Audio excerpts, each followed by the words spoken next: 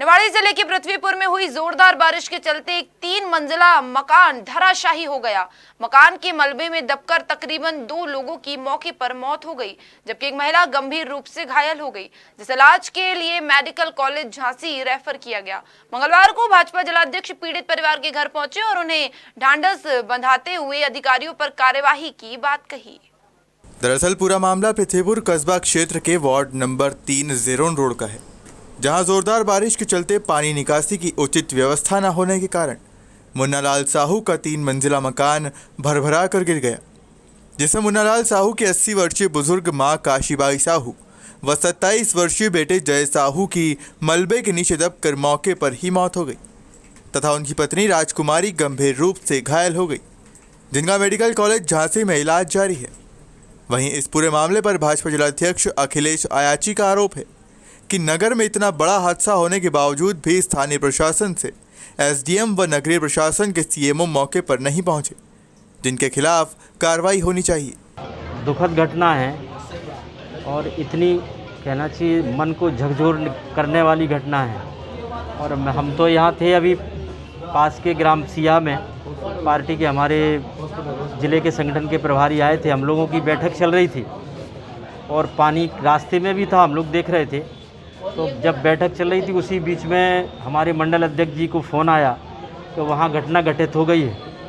तो हम लोग तत्काल वहाँ से निकले और रास्ते में ही पता चला, जब दोबारा फ़ोन आया कि जय साहू और उनकी दादी काशीबाई मकान गिरने से दुखद घटना हुई है।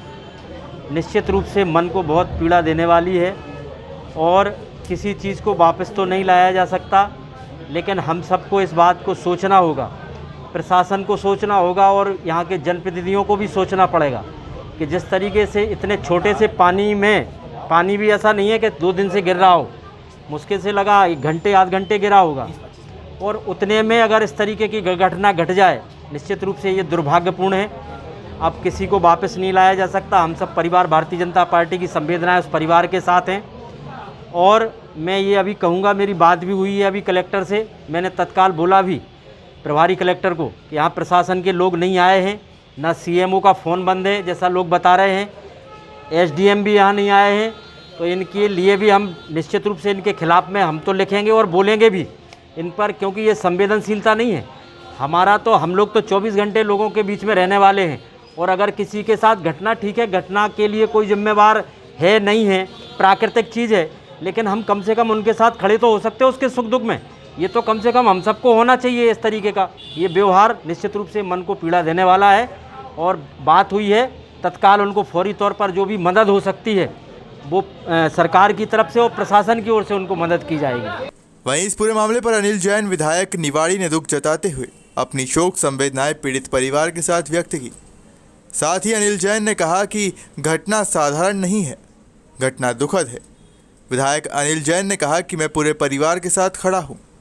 इसी के साथ ही विधायक ने मृत लोगों के परिवार को 4-4 लाख रुपए मुआवजा देने की बात कही है। देखिए, मुन्नालाल साहू जी के यहाँ जो कल वो घटना हुई, वो कोई साधारण घटना नहीं हो, ना वो कोई भूलने वाली घटना है। एक क्षण में ही पूरा परिवार नष्ट हो गया। एक माता का जाना, बेटे का खोना, घर का नष्ट हो जाना, पूरा व्यापार नष्ट हो जाना, बहुत दुखद घटना है।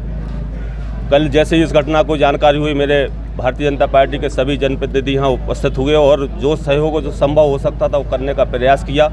मैं चूँकि बाहर भी था, लेकिन मैं अपडेट लगातार अधिकारियों से लेता रहा कि इस घटना में कितने लोग घायल हुए, किनकी मृत्यु हुई। तो जैसा ही मुझे हम सबको जानकारी हुई कि 2 लोगों की मृत्यु हुई और एक माता घटना में चूँकि डैमेज है, घायल अवस्था में निवास पे ही है। अभी मैंने डॉक्टर को भी निर्देश दिए कि उनकी भी समुचित व्यवस्था होगी। अगर लगता हो कि कहीं रेफर करना है, कहीं भेजना है, तो उनकी एक संपूर्ण व्यवस्था हम लोग इलाज के लिए भी कराएंगे। घटना साधारण नहीं है, घटना दुखद है। मैं शोकाकुल परिवार के साथ हूँ, पूरा परिवार के साथ हूँ, और मैंने एक बहन को भरोसा भी दिया कि भाई को तो नहीं ला सकते, लेकिन जीवन भर भाई बनकर इस परिवार के साथ खड़ा रहूँगा। मैंने उनको एक वचन भी दिया। देखिए, हर व्यवस्था के एक नियम होते हैं। आरबीसी के तहत जो मृत व्यक्ति हैं, 4-4 लाख रुपए हम उनको देने का काम करेंगे। घर की जो स्थिति हुई, घर जो डैमेज हुआ, करीब 1,09,000 के आसपास हम उसको देने का काम करेंगे।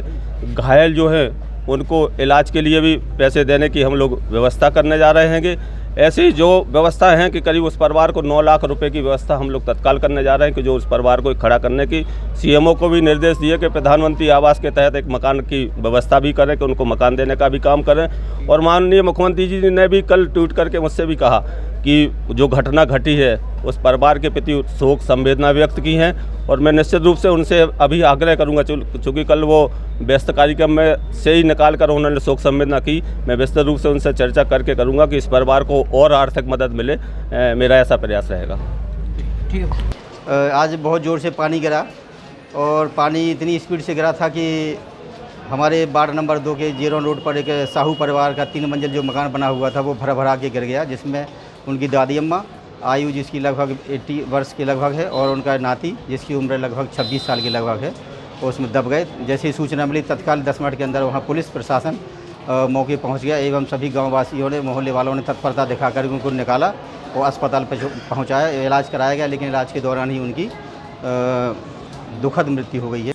पृथ्वीपुर से खबर मध्य प्रदेश के लिए प्रशांत रजक की रिपोर्ट।